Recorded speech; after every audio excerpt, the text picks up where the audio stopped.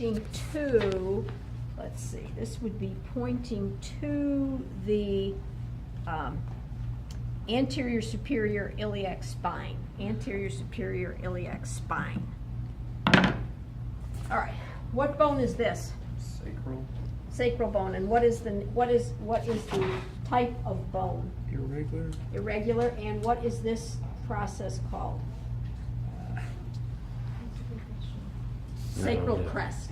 It's called the sacral crest, which we didn't actually diagram. We didn't diagram. I just remembered that. This is the sacral crest. And what skeleton is the sacrum in? Axial? Axial. Okay. Axial. Okay. All right, now we're going to come over to this guy. Thanks for doing this. Oh, you're welcome. Okay, so this is your bone here. Sorry you had to leave, Catherine, but it's okay. Bone here. What is this bone? Temporal? Temporal. It's the temporal bone. And the reason you know it's the temporal bone is because the external acoustic meatus is here, and also the zygomatic process is here. So if you see those two, even though you don't really see a good suture line, but when you see this and you see this, it's got to be the temporal bone. And this little process coming off the temporal bone is the Styloid? styloid. That is the styloid process. What kind of a bone is the temporal bone? What's it classified?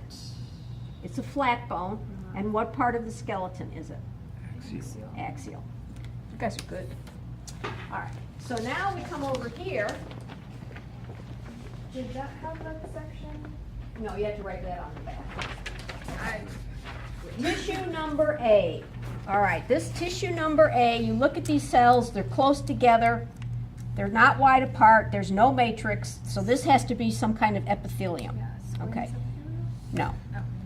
The cells in this, some of them are going this way and some of them are going this way. That is transitional epithelium. That is made so that can expand. So that is transitional epithelium.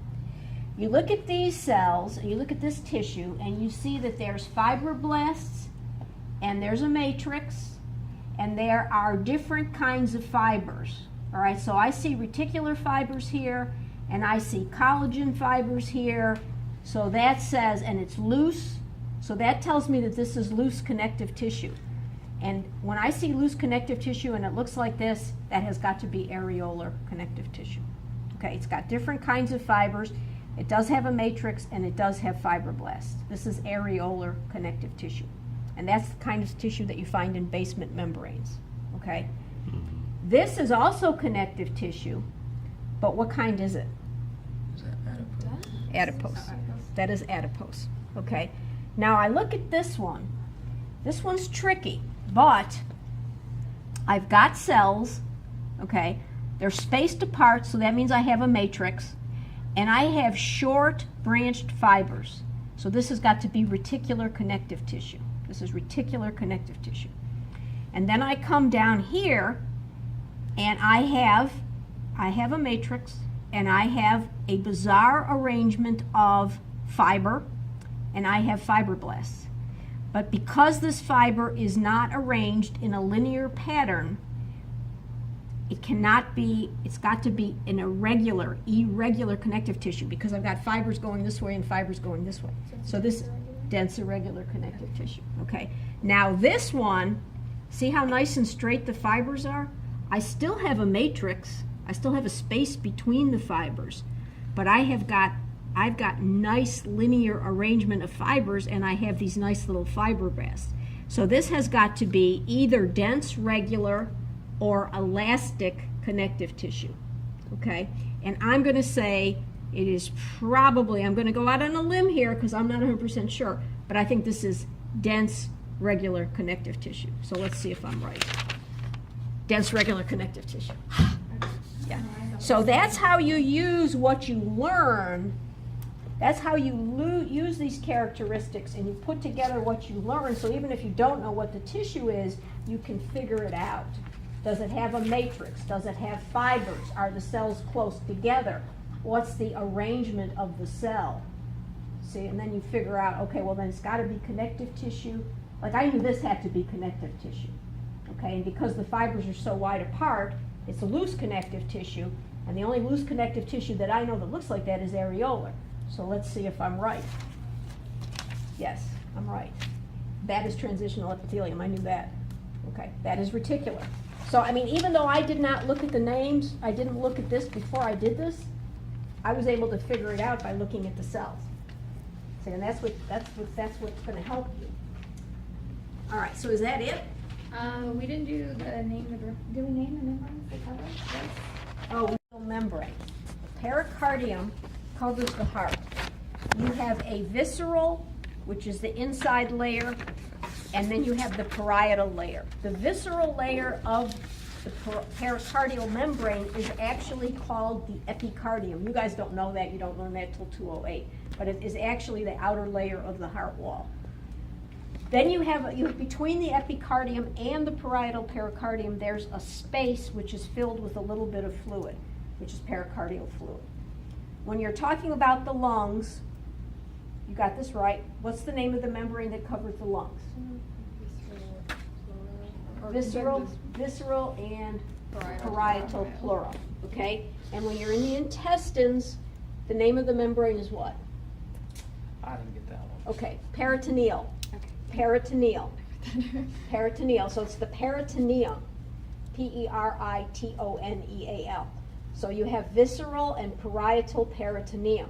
But remember, when you're talking about the intestinal membrane, not all organs in the intestinal tract are covered in the peritoneum. So if you're talking about the kidney or the pancreas or certain parts of your large bowel, they are not covered by peritoneum. And I'm going to show you that. Let me show you. So peritoneum, pleural, and pericardial. Those are the names of the membranes. Now there's a picture. I swear to God, there's a picture of this. Because we just looked it up the other day.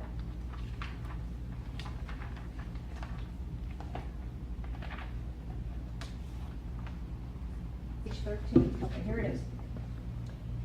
So here's your pleural membrane. Okay, visceral and parietal pleural. Here's your pericardial membrane. Here's your peritoneal membrane. Here's your peritoneal membrane. So your liver's encased in peritoneum. Most of your intestines are, but your pancreas is not. Part of this large intestine is not encased, and the kidneys. These are considered organs that are retroperitoneal, which means they're outside of the peritoneum. Okay, so those are membranes that you need to know. Okay. Now, if you want to look at these books, okay, 7 is an eccrine merocrine sweat gland. That is a regular old sweat gland. All right.